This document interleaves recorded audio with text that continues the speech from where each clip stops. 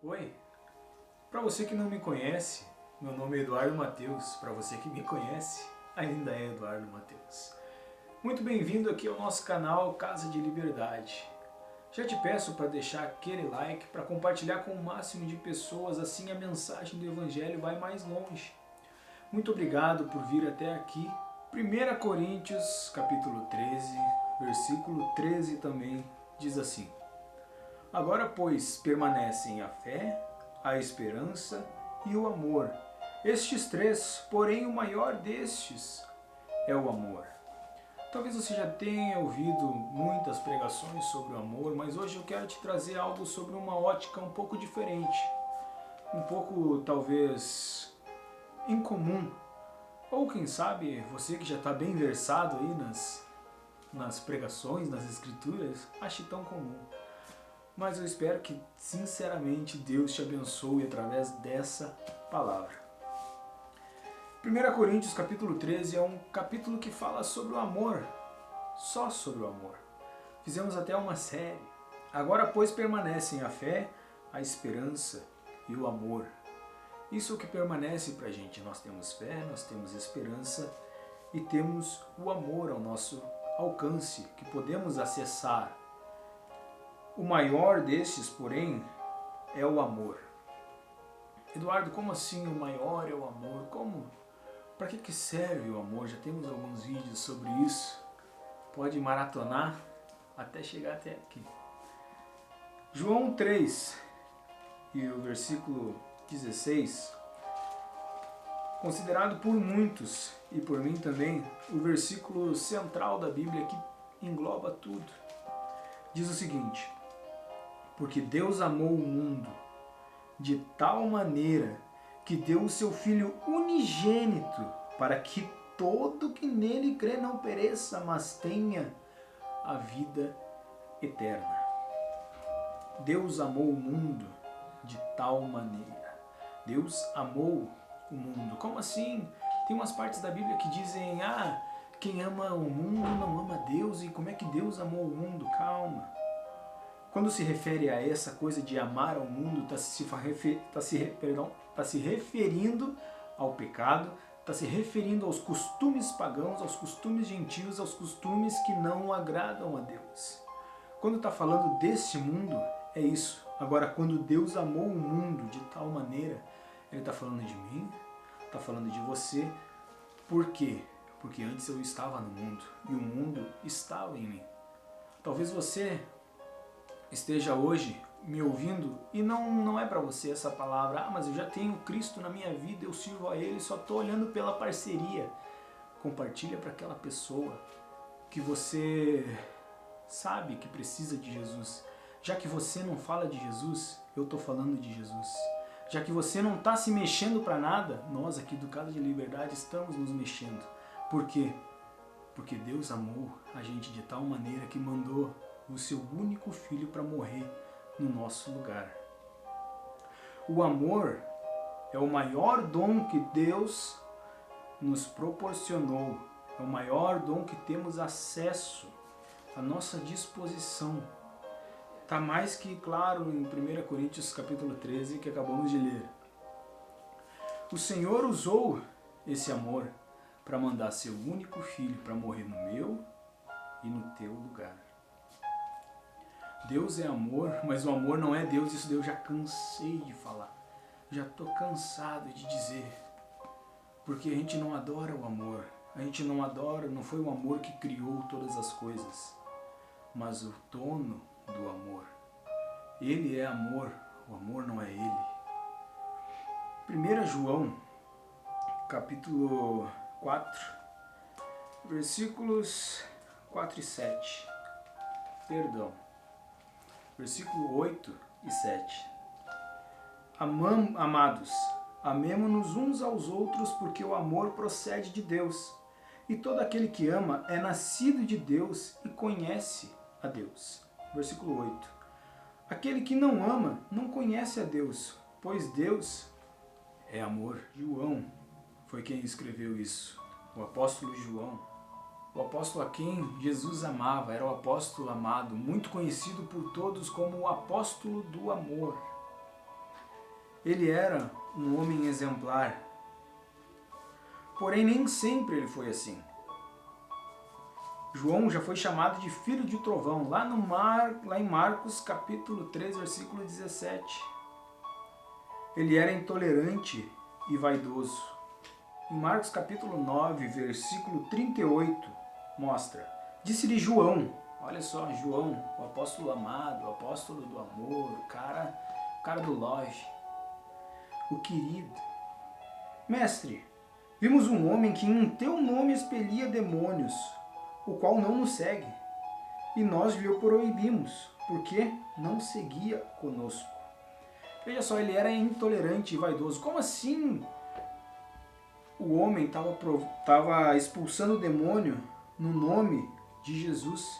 Mas porque ele não estava andando com a galera de Jesus, João o proibiu. Por quê? Porque era só os discípulos, era só a nata que podia fazer isso. Ele era intolerante. Tu quer expulsar no nome de Jesus? Não pode, só eu. Era basicamente isso que ele estava querendo dizer. Vamos mais umas características aqui de João, o cara do amor. Ele era um homem vingativo e era soberbo e desumilde. Em Lucas, capítulo 9 e o versículo 54, a gente encontra isso. Vendo isso, os discípulos Tiago e João perguntaram: Senhor, queres que mandemos descer fogo do céu para os consumir? Aqui Jesus foi barrado para entrar numa vila de samaritanos e Tiago e João pegaram e acharam: não, nós somos os caras. A gente está no pique Elias, pique profeta caro. E aí eles pegaram e: Deus, Jesus, esses caras aí não estão deixando o Senhor entrar? Faz o seguinte, a gente dá uma oradiola aqui, a gente ora um pouquinho e vai descer fogo sobre eles. Tu quer que faça isso? Eles estavam sendo vaidosos, eles estavam se vingando. Olha o cara do amor fazendo isso. Que medonho, né? Vamos seguir. Ele era ganancioso. Marcos capítulo 10, versículo 35 ao 37. Então se aproximaram dele Tiago e João, filhos de Zebedeu, dizendo-lhe: Mestre, queremos que nos concedas o que te vamos pedir. E ele lhes perguntou: que quereis que vos faça? Essa é a voz de Jesus. Responderam-lhe: permite-nos que na tua glória nos assentemos um à tua direita e outro à tua esquerda. Veja só a ganância deles, uma ambição. Só vou explicar um pouquinho aqui a diferença de ambição para ganância. Ambição é quando você tem um projeto e quer fazer aquela coisa. Por exemplo, Jesus demonstrou uma pequena ambição, uma ambição santa, quando ele disse: vão a todo mundo e pregue o evangelho a toda criatura. Jesus ambicionou que toda criatura vá ouvir o evangelho. O que é essa toda criatura? Vamos aproveitar e explicar isso aqui. Toda criatura é todo aquele que não é nascido de Deus. Você que não é filho de Deus, como assim? Eu sou pessoa como você, eu também sou filho de Deus. Não. Nós somos adotados como filho quando a gente diz: eu creio que Jesus é meu único e suficiente Salvador. Antes disso, você é apenas uma criatura. Então, por isso que fala: pregue o evangelho a toda criatura. E Jesus demonstrou essa ambição santa para que o mundo inteiro fosse salvo. A ganância é aquilo que a gente está vendo aqui em João e Tiago. Eles queriam se assentar nos melhores lugares, porque naquele tempo, não sei se vocês já viram A Última Ceia, aquele quadro, se eu não me engano, de Da Vinci. É Jesus no meio e vai indo as pessoas por ordem de importância. Digamos, eu estou no meio, eu sou o principal da festa. À minha esquerda senta alguém, à minha direita senta alguém mais importante, à minha esquerda também. E assim sucessivamente até o menos importante. Por isso que eles queriam sentar à mesa, um à esquerda e outro à direita. Eles queriam só se amostrar. Mas seguindo, João não virou um super-homem. Ele não era um super-homem. Ele não pegou e uau, João, o que houve com João? Ele apenas entendeu o que é realmente amar. E ele mantinha uma relação afetuosa com o mestre. A gente vê que João, o discípulo a quem ele amava, João, o cara que ouviu as batidas do coração de Jesus, foi o único que esteve com Jesus até o Calvário. João era o cara assim, ó, que ele era terrível, filho de trovão. Como assim filho de trovão? O sinal que ele era impetuoso. Ele era e falava e gritava e era ruim. Não era um cara muito bom. Tu era filho de trovão. Como é que é um trovão? Um trovão é um barulho muito alto, estridente, grave. Um barulho que dá medo muitas vezes. E foi esse cara que Jesus disse: mulher, para Maria, eis aí o teu filho. Olhou para João e disse: eis aí a tua mãe. Jesus deu a incumbência de cuidar da sua mãe Maria. A mulher mais importante na vida de Jesus. Foi João quem cuidou dela depois que Jesus partiu. Fechando aqui esse assunto de João. João era como qualquer pessoa, ele apenas compreendeu a importância de amar a Deus e de ser amado por Ele. A gente percebe em 1 João, no capítulo 4, agora no versículo 19, como é que aconteceu essa mudança de João. Ele diz o seguinte, esse aqui é um dos versículos mais famosos que a gente tem na Bíblia. Nós amamos porque Ele nos amou primeiro. A gente viu agora há pouco, João era um cara impetuoso, era um cara vaidoso, era um cara ruim, era uma pessoa que não era muito fácil de lidar. Era um pescador, era um cara bruto. Às vezes a gente pensa em João, a gente pensa num cara amável, numa pessoa sempre agradável. Mas se a gente vai ver a história dele, não era bem assim. Então perceba, João mostra que assim, por que eu amo tanto? Eu vou me colocar aqui como se fosse João. Por que eu amo tanto? Por que eu sou considerado apóstolo do amor? Porque Ele me amou primeiro. Porque Ele me demonstrou o que é amar. Não apenas dizendo, ei, eu te amo, mas demonstrando, provando na cruz do Calvário, provando através de milagres, provando através de ensinamentos a eles, que Ele o amava. Ele quem? Jesus. É impossível a escuridão e a luz compartilharem o mesmo espaço simultaneamente. É impossível a escuridão e a luz compartilharem o mesmo espaço simultaneamente. Eu tenho sido tratado nesses últimos dias com isso, porque eu estou tentando ter o amor do Pai em mim.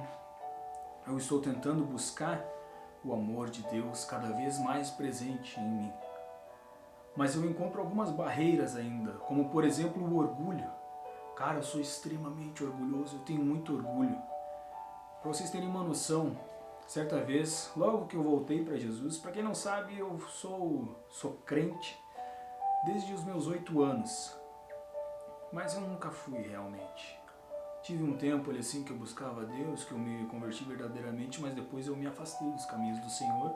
E no ano de 2017, eu tive um encontro com Jesus no dia 26 de agosto de 2017, no retiro, lá em Santa Maria. Mas enfim, logo que eu voltei para Jesus, isso já no início de 2017, Deus já estava falando comigo sobre perdão. E eu ficava, meu Deus do céu, mas que perdão? Para que eu vou pedir perdão? Por quê? E Deus disse, vai lá e pede perdão para a família da tua ex-namorada. E eu fiquei, não vou. Não. Eu pedindo perdão para eles. Por quê? Me perdoa por ter namorado com ela. Perdoa, porque eu fiquei 2 anos nessa luta, nessa teimosia, nessa burrice. Fiquei 2 anos sem pedir perdão. Até que um dia, meu pastor me ajudou, me chamou eles, e eu pude pedir perdão para eles. Nesse dia, dia 4 de dezembro, foi o dia que nasceu Casa de Liberdade. Ou seja, eu fiquei adiando uma bênção que podia ter vindo antes. Mas Eclesiastes, capítulo 3 diz, há um tempo certo para todas as coisas. Eu ainda tenho um pouco de orgulho. Deus vai trabalhando esse orgulho, Ele vai me fazendo realizar algumas coisas que eu não queria. O Espírito Santo faz muito disso. Ele te leva a fazer coisas que você não quer. Exemplo disso, Jonas. Jonas não queria pregar para aquela cidade, mas tinha 120.000 almas que precisavam ouvir o que ele tinha a dizer. Às vezes o Espírito Santo leva a gente a fazer isso, essas coisas, mas que são muito boas para nós. Talvez você não entenda agora. A última vez que o Espírito Santo me pediu foi para dar uma Bíblia. Cara, não era qualquer Bíblia. Eu tenho algumas Bíblias aqui assim dá para enxergar, que são justamente para dar. E eu pensei, vou ter que dar uma Bíblia para essa pessoa, mas eu não quero, nada a ver, vou ficar dando Bíblia. E aí o Espírito Santo falou, e dá aquela tua Bíblia. Era uma Bíblia que era a minha favorita. Tanto até que eu nem mexia nela, deixava ela guardada para depois que eu acabar com a minha ali assim, eu usar a outra. E o Espírito Santo começou a me incomodar. E eu peguei e chamei essa pessoa e falei, eu tenho um presente aqui para te dar, parará. O Espírito Santo já tinha colocado no meu coração de dar um presente, mas eu não sabia direito o que era. Tanto até que o primeiro presente que eu comprei ali, peguei para mim, e não era para ser aquele presente. Era a Bíblia. E eu lutei contra esse negócio de dar a Bíblia. Até que um dia eu peguei e chamei, viu, tá em casa? Eu tô em casa. Tá aqui, isso aqui é um presente pra ti, dá glória a Deus. Não fiz mais. Hoje, se eu ofendo alguém, é instantaneamente, quase que instantaneamente, eu peço perdão para essa pessoa. Por quê? Porque eu tenho orado, eu tenho buscado melhorar nesses quesitos, nessas partes que ainda faltam em mim. E isso daí a gente vê que vai crescendo o amor do Pai, quando vai ferindo o nosso ego, vai ferindo o nosso orgulho. Por quê? Porque é um pouquinho de mim que vai morrendo. Para quê? Para que um pouco mais dele cresça dentro de mim. Quando Deus pede uma coisa que você não quer fazer, é porque Ele quer matar um pouquinho do teu orgulho, do teu ego, daquilo que não te ajuda.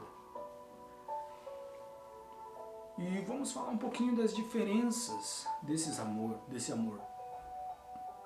O amor entre um casal é diferente de um amor entre amigos, entre amor de irmãos. Eu tenho minha irmã, eu amo ela, mas não é a mesma coisa que o amor que ela sente pelo namorado dela.